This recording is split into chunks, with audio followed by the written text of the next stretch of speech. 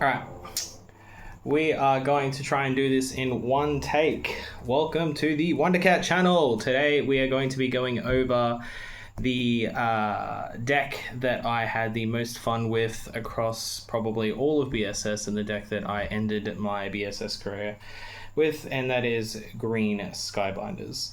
I know this video is probably a little overdue.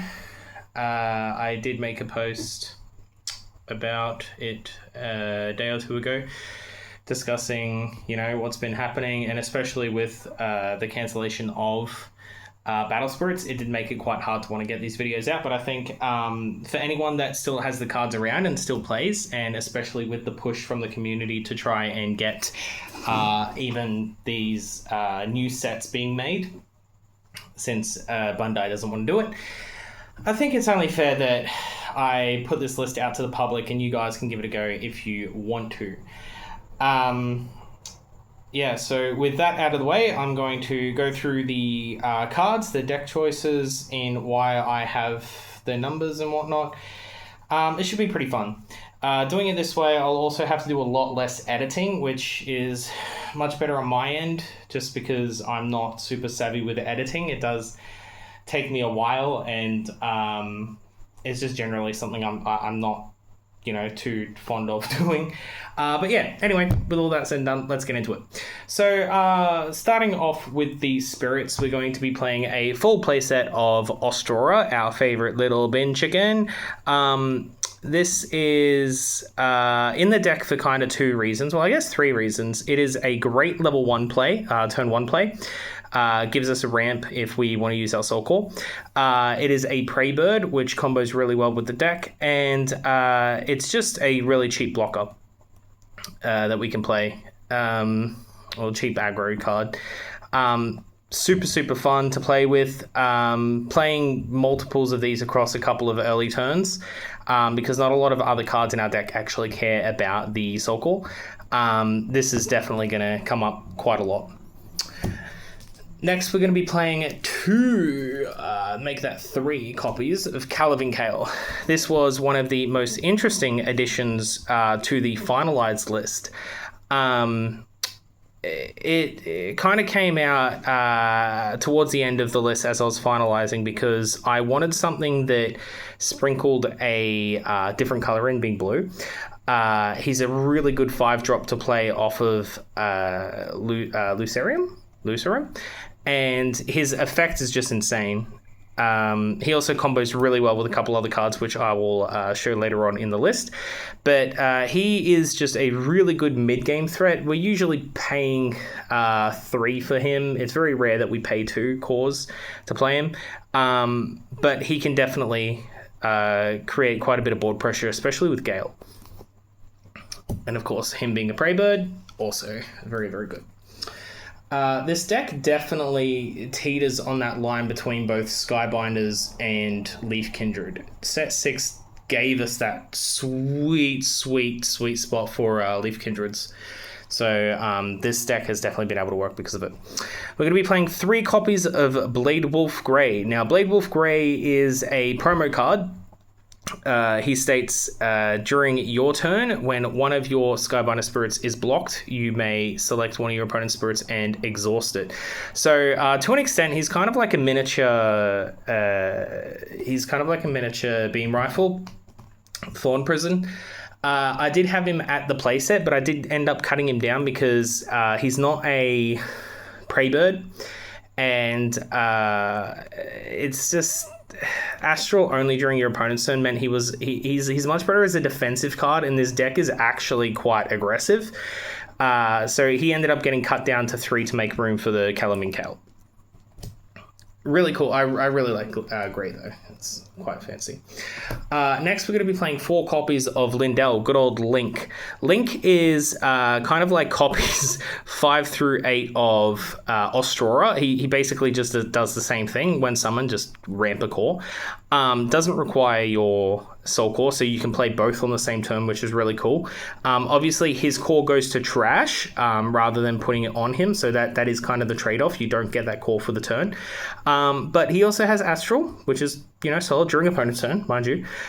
He is a Skybinder, which is sweet, and he is a Leaf Kindred, so he hits both of our kind of niches that we want for cards. Sorry about that. We also play 3 copies of good old Tamba. We have a nice alt art version of her here. Oh, I love the art. It's gorgeous. I just don't like this this little decal here. It looks like it's a cut, like it's damaged, but apparently that's part of the art. Tamba, this was another card that I was originally thinking about playing 4 of, but I just don't think it's necessary. Like, the deck definitely wants to go quick. Having everything cost 2 cores, even with your amount of ramp, can get pretty frustrating. Obviously, if she was a 3-drop with 2 reduction, be insane. If it was a 4-drop with 3 reduction, be pretty nuts too. But she is definitely a turn extender. There is a lot of turns where she might not feel like she gets a lot of value, but funnily enough, both being Skybinder, Leaf Kindred, she works in both, Skybinders and Leaf Kindreds. But Agile works particularly well with Swift, which obviously I would say has to be by design, because Leaf Kindreds obviously care about Swift, and Agile just saying when a battle with one of your spirits that costs less than this ends, you may play this card. Works really well. So during this attack step, when this spirit or one of your other spirits is summoned, this spirit gains Astral. So it doesn't even have to trigger off itself. You can Swift in another spirit and then give this thing Astral, which is really, really cool. She was probably my favorite card from set 6, just because she reminded me very much of Poppy from League of Legends. I love the hammer and the twin tails. Really cool card. Love it a bits. Definitely probably not so much the win con though. Like, if you can get an Astral swing in with her to win, like, that's great, but she's definitely not our overall win con. We're also playing 4 copies of Great Sky Shadow. Now, Great Sky Shadow is interesting because it feels like a weak card, but it always performs when you need it to. So again, it's a Skybinder, it's a Prey Bird. It has Swift, which is sweet, and Astral during your opponent's turn. So this deck was incredibly strong against other Astral decks for starters. Having all of your creatures essentially being able to be played at flash speed meant that you can play your Lynx and your Auroras during your turn to ramp, and then you just use all that extra cores to play during your opponent's turn, which meant they didn't know whether or not you have bounce spells, removal spells, Thorn Prisons, Ice Shields, if you have the cores to summon 3 other spirits off. Great Sky Shadow is just one of those cards where you're constantly thinking about okay, it's not a great card, but it just fills that spot perfectly. Exactly what you need it to do. Being able to be played as a Skybinder, being able to be played as a Pre-Bird off of another card that I'm going to be showing shortly, and just can be played aggressively and defensively because of Swift. Next, we're going to be playing 2 copies of Rasal. I cannot talk about a Skybinder list without talking about my boy Rasal. Rasal is... I love this card. Love this card so much. Rasal is one of the reasons why I wanted to dip into into some of the blue, because obviously he has this multicolored reduction. We have plenty of green. If we can get blue and make him cost just that little bit cheaper, insane value. So he has an ability: when summoned, discard the top 3 cards of your deck, then select a Skybinder card from your trash, add it to your hand. This card hits so many of our creatures, it is insane. So if we just run this back, right, we're only running 2 of them, but we are able to hit our 4 copies of Sky Shadow, our Tambers, our 3 copies of Tamba, our 4 copies of Link, our 3 copies of Grey, that is, I think it's 12, 3, 7, 10. Oh, no, sorry. 14. 14 cards he can hit, which is pretty awesome. Note that his ability isn't pick of those 3, right? So you can, Rasal's like really great for late game where you can have a you can have a graveyard full of these Skybinders. You just go play Rasal, mill 3, up, look, I need a Great Shadow. Like it's Great Sky Shadow. He's awesome. I love him so much. If you can stick him early and you have a couple of Skybinders on board, he just becomes a win con in himself, just being able to go, all right, one of your Skybinder, one of your Shadow swing, you be like, swing, hey, remove 2 cores off something. Oh, no, he dies. Oh, well, that's fine. I'll just get him back later with my other one, or, you just play off of other things as well. Rasal is probably, I wouldn't say he's necessary for the deck. I mean, like, obviously these are the the Saga Rares, the prettier printings. You can get the regular printings for insanely cheap, especially with the game not existing really anymore. But he is this really nice little flex spot that allows this deck to function just that little bit better late game. That's also why we only play 2 of them. If we draw him early, he can just be a little bit of mill to kind of replace himself. Like you can play him early if you really need to hopefully dig for a Skybinder. But he's super good late game just to try and find, like, get a Tamba from grave. Last but not least for our we're going to be playing 3 copies of Bark Maiden Lucerium. Now, this card is absolute gas. I cannot tell you how cracked this card is in this deck. Basically a 2-cost, when this spirit attacks, ramp a core. Insane. If you have 3 cores on it, when it's destroyed, play a 5-drop for free. Excuse me, these 2 are best friends. Like, being able to just summon a Rasal for free off of Lucerium to get his when summoned effect, just to recycle one of your Skybinders, is insane. If you have a Calavan Kale in your hand, it's just a free Calavan Kale. It is crazy. Lucerium is so much value. Probably MVP of the deck just because of how much value he can actually accrue across a couple of turns. People never want to see him destroyed if you've got the 3 cores on him. So if you've got spare cores, you can always bait out a Lucerium death, because like obviously you want to keep cores off of your spirits to swing in with Swift and stuff, get extra Swift spirits in. But if he's got 3 cores on him, people aren't going to kill him. They don't want him to die. So they usually just let him go through, so you can swing with him, get that extra ramp onto one of your other spirits, and it's all value. Would I play 4 of him? I have 4 of him. I think he is good enough as a 3 of, only just because I feel like this list is so tight on space.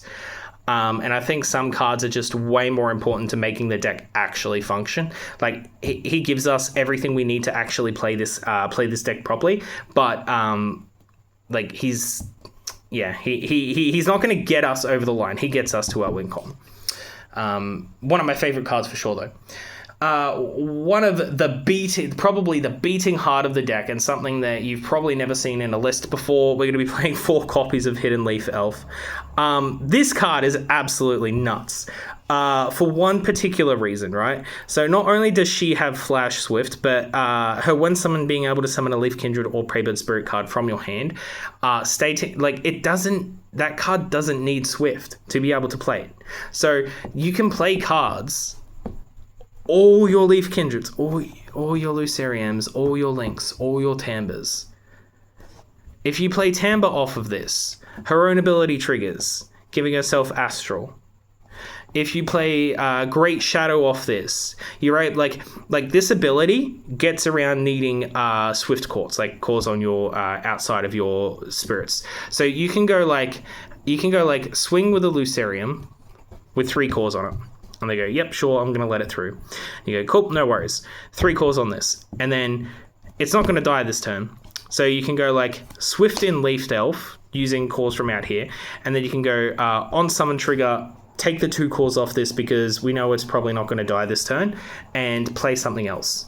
Like the fact that you can also combo into multiple Leaf Kindreds is also crazy, because it like this card is just, you just see like cores on the side of your board just ready to be played, and your opponent's just like, okay, how many creatures has he actually got in his hand that he's ready to play? Now you would think that this deck actually runs out of gas, and that is partially why we play so many like core rampers and stuff like Lucerium, Calavan Kale, but yeah, like we've got a few cards that will help us with that issue. Now, last but not least, the final creature in our spirits list is going to be the Amaterasu Dragon. The amount of games I have won with this card, it is nuts. You do not understand how crazy it is being able to summon everything at flash speed and then just drop this the following turn and go, GG. It is crazy. It is insane. When I first saw it was printed, I was like, I need to cook with this. I need this card in my life so badly. Trying to get it cheaper, this destroying all of your opponent's spirits, like it's so irrelevant. You don't need the win summon for it to be good. Just being able to swing for 3 on its own with Astral is so insane. The pressure it creates is so crazy. We only play the one-off just because it is way too bricky. If we see it too often, if we mill it with Risal, we're never getting it back. It does suck if that happens, but we've only got 2 Risal triggers in the entire deck. I can't think of anything else that would mill our deck off the top of my head, so we're just going to be really unlucky if that's the case. But other than that, this card is I'd say, like, if you're playing a best of 3, like, you might see it, within those 3 games, and it might make a difference within those 3 games. So, even a 1 in 3 chance each game, like 33% chance of this card winning you the game, I think is just crazy. Really fun card to play with as well. This is our payoff for all that ramp. We have the Lynx, we have the Ostroras, we have the Calavan Kale, we have the Luceriums. That is just in the spirits. We have so much more ramp in this deck. And you can see why it's able to kind of keep up with Sushi, because this deck is just gas every turn. Wild. As for our spells, our magic, we're going to be playing 4 copies of Beam Rifle, good old Thorn Prison, because Thorn Prison is probably the best support spell that we can use in this deck, just for making sure that we live. It's I don't know, like I was testing around with it at 2, I was testing around with it at 3. I just think being able to combo this with just large boards is absolutely crazy. Don't really have to say too much about it. It's just generally a good green card. You love seeing it in your hand most of the time. Like I mean, like the only time you probably don't want to see it is really in your opening hand. You kind of want to draw into it as the game is going. So if you've got like 2-3 spirits with extra ramp, and then you draw into this, you're like, okay, yeah, this could be good. But if you've got it in your opening hand, like, it does slow you down a fair bit. This deck wants to go fast, but you do need it to get in those dubs. Next, we're going to be playing 2 copies of Life Charge. Oh my god. When I saw this in spoiler season, I absolutely lost my mind.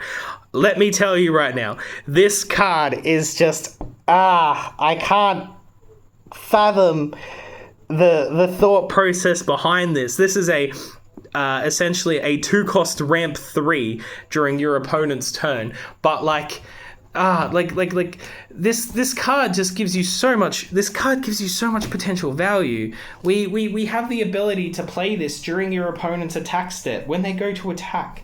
They go, hey, do you have any response? And you go, I don't know. What do I feel like playing at the moment?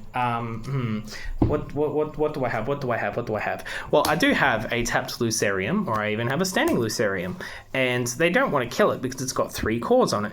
Well, after I've attacked with it for the turn and I've ramped 1, I'm just going to go ahead and life charge it, ramp another 3 off of this, and then on its destruction, play a Calavincal, play a Rasal, or play literally anything in the deck. The highest creature in this deck is the Crystal Dragon, is Amaterasu, followed by Calavincal. Tamba is a 4 cost.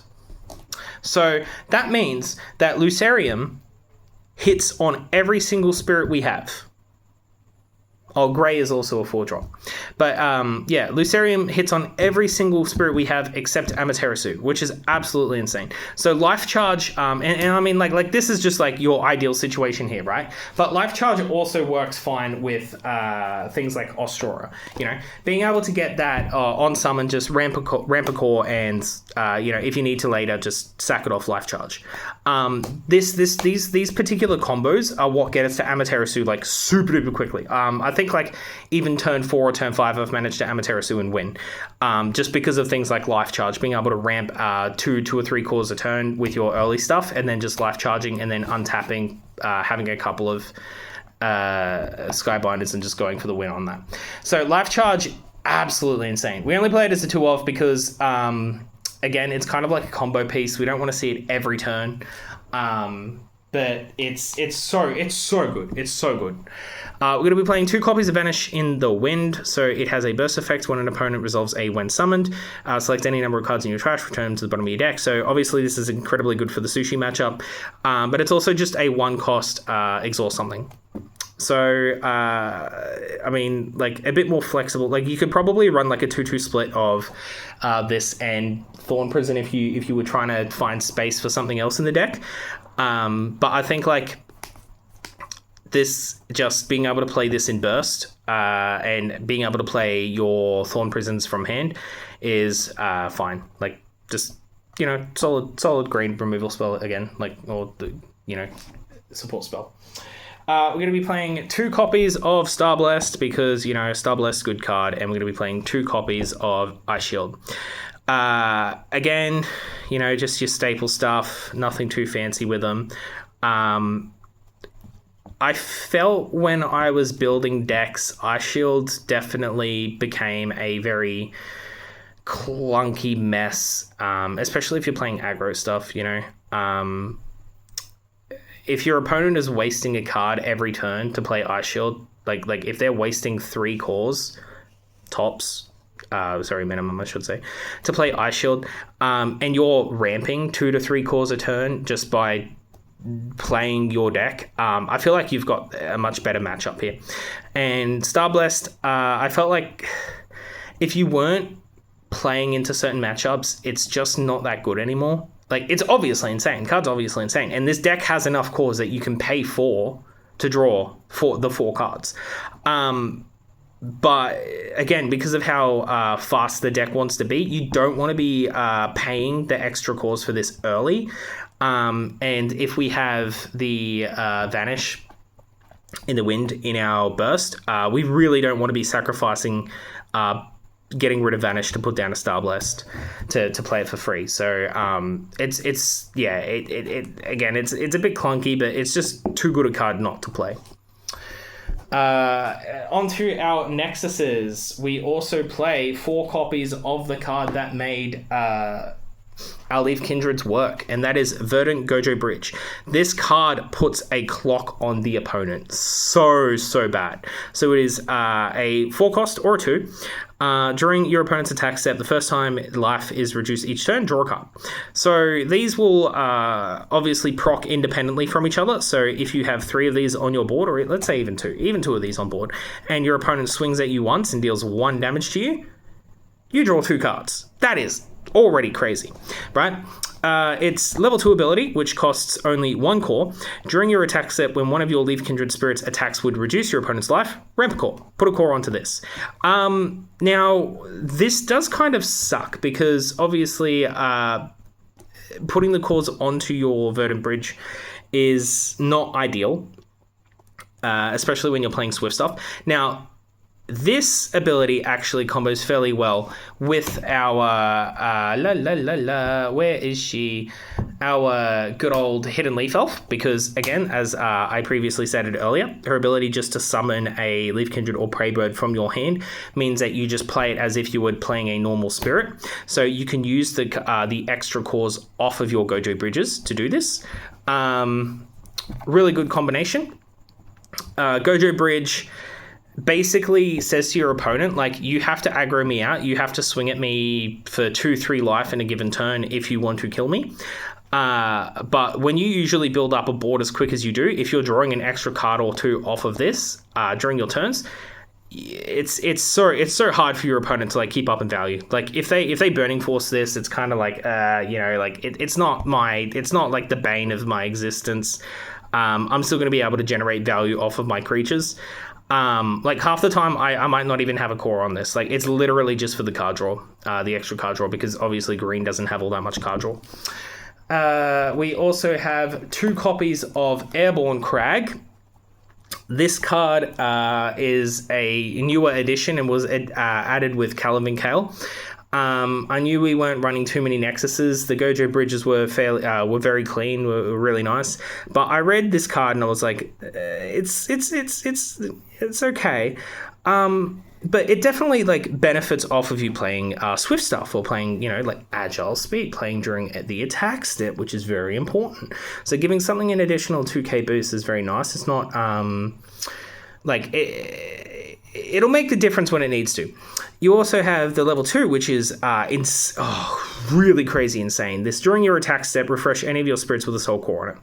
So this is also another really great card that works with our Lucerium. So being able to swing with Lucerium and ramp a core, you like swing with this and then you put a core onto Airborne Crag. And then Airborne Crag says, end step, refresh Lucerium. It's just brilliant. And then you can block with Lucerium and then you play something out.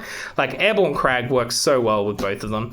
Also works incredibly well with Calavan Kale, because Calavan Kale's whole thing with being able to put Nexuses, so you may exhaust one of your Nexuses to select one of your Nexuses, place a core from the void onto it. So being able to put this at 1, you swing, tap this, ramp, put a core on it, which then untaps this again. It's just it's so nuts, so good. Airborne Crag definitely puts in the work. Again, it's just kind of one of those, like, when you do see it, it's really great, but you don't want to see it every single turn, because like you don't need multiples of these out. Just one of them alone is fine.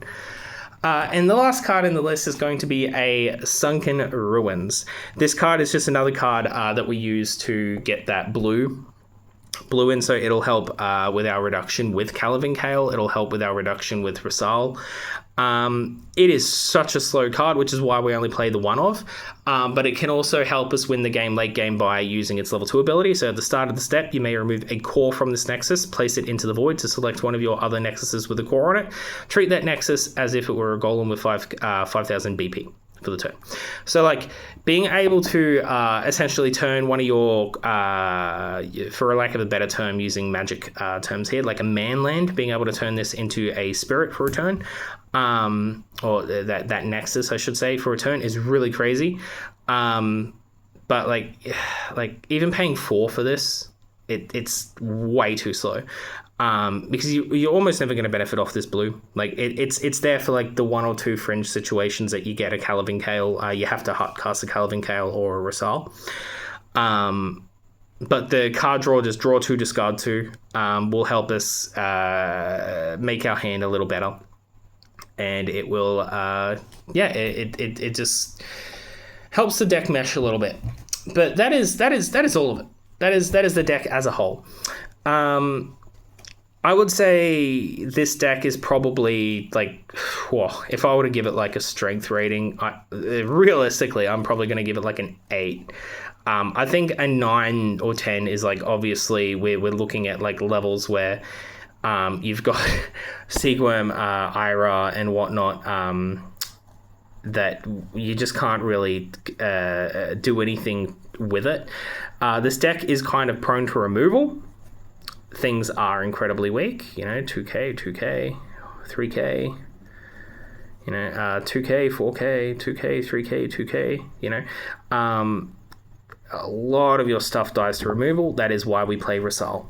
That is why we want to go fast. That is why we want to go hard. Absolute Divinity Amaterasu Dragon is our win con.